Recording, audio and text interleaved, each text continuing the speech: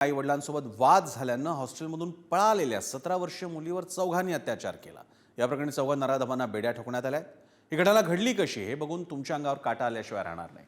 केवळ आई वडिलांवरचा तात्कालिक राग आणि डोक्यात काहीतरी घेऊन केलेलं एखादं कृत्य किती गंभीर ठरू शकतं या रिपोर्टमधून पाहूया।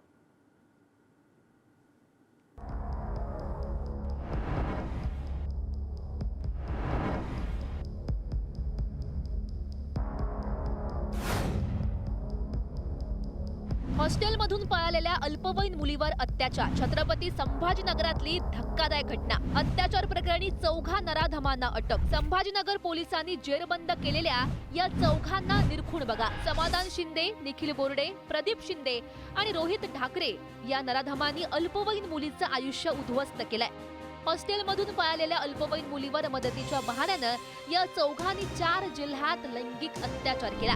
हॉस्टेलमधून पळालेल्या मुलीवर अत्याचार। नीट परीक्षेची तयारी करणारी 17 वर्षीय मुलगी संभाजीनगरात खासगी हॉस्टेलमध्ये राहते। अभ्यासाच्या तणावातून तिचा आई वडिलांसोबत वाद झाला। अल्पवयीन मुलगी 30 नोव्हेंबर रोजी हॉस्टेलमधून पळाली। मुलीशी संपर्क न झाल्यानं आई वडिलांनी पोलीस स्थानकात धाव घेतली। वेदांत नगर पोलीस स्थानकामध्ये अपहरणाचा गुन्हा दाखल झाला। मुलगी पुण्यात असल्याचं पोलीस तपासात समोर आलं। पोलिसांच्या पथकानं पुण्यातून पीडित मुलीला ताब्यात घेतलं। पोलिसांनी संबंधित अल्पवयीन मुलीला विश्वासात घेत विचारपूस करण्यास सुरुवात केली। चौकशीमध्ये या मुलीनं पळून जाण्याचं कारण सांगत तिच्या सोबत झालेल्या अत्याचाराची धक्कादायक माहिती सांगितली।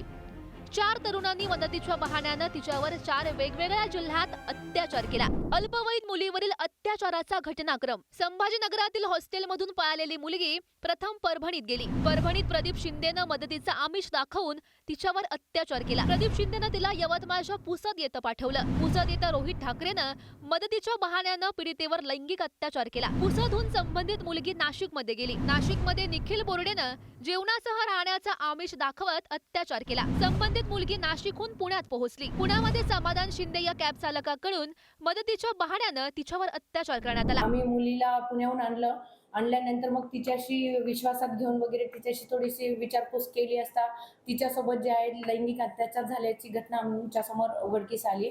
मुलीचं वय 17 वर्षच चालू होतं, त्यामुळे आम्ही पोक्सो ॲक्टनुसार गुन्हा दाखल केला। त्याच्यामध्ये ज्या ठिकाणी ती गेली त्या ठिकाणी अशा पद्धतीने तिच्यावर लैंगिक अत्याचार झाला आणि अशा सगळ्या आरोपींना आम्ही डिटेक्ट करून शोध घेऊन त्या 4ही आरोपींना जे आहे आम्ही ताब्यात घेतलेलं आहे। संभाजीनगरातील मुलीसोबत घडलेली ही अत्याचाराची घटना समाजाला विचार करायला भाग पाडणारी आहे। अल्पवयीन मुलींच्या सुरक्षेबाबत अधिक दक्षता घेण्याची गरज निर्माण झाली आहे आणि अनोळखी व्यक्तींवर विश्वास ठेवणं किती भयावह आहे हे या घटनेवरून समोर आलंय। त्यामुळे आता या नराधमांना असा धडा शिकवला पाहिजे की कुणाची अत्याचार करण्याची हिंमत होता कामा नये। सचिन जिरे, पुढारी न्यूज, संभाजीनगर।